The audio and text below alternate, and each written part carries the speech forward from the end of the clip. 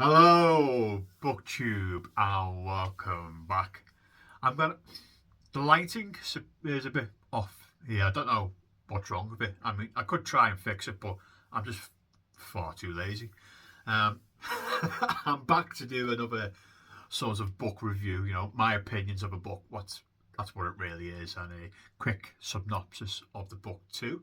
I've just finished another non-fiction book. It's a World War II book, and this is the Allies at War: The Politics of Defeating Hitler, and this is by Tim Bouverie. Now, this is looking at the correspondence of the Allies during the Second World War. So this is going through the whole stretch from 39 to 45. It pretty much starts with the European powers of Britain and France communicating how they're going to combat the Nazi juggernaut, which is now going to approach them because of the Soviet and the Nazi pact. And it goes through their correspondence, how they couldn't align themselves correctly to the fall of France, and how Britain was trying to keep the free French state alive and well, and the correspondence they had with Charles de Gaulle, and then unravels closely there. Then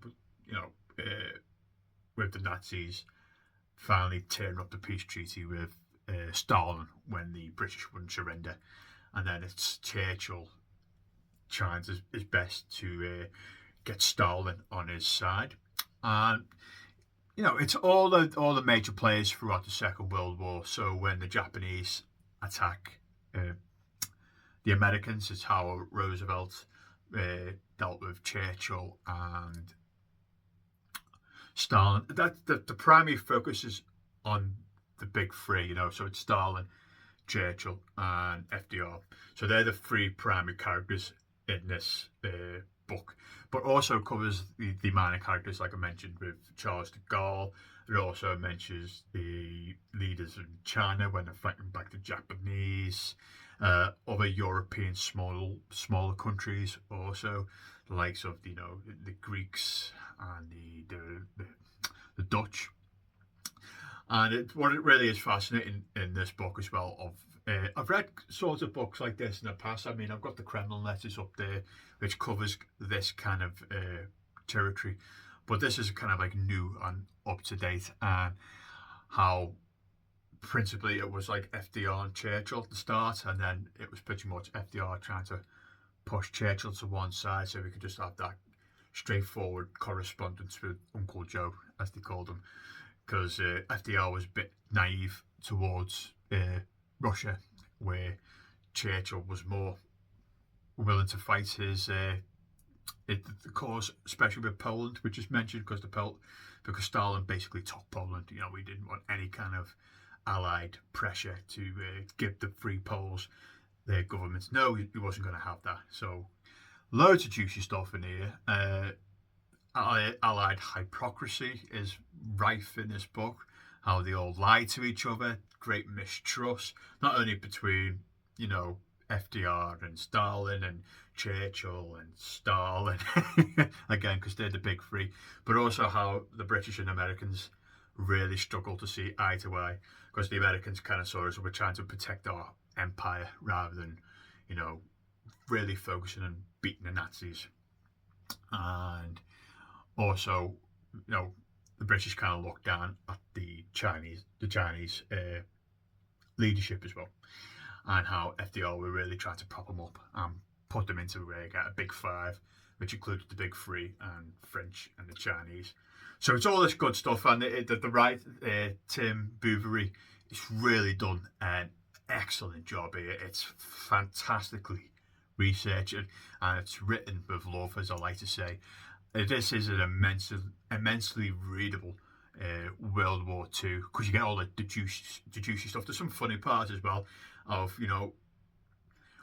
World War II was won because how close those big three were together to combat the Axis powers that didn't have that close relationship as Churchill, Stalin, and FDR had.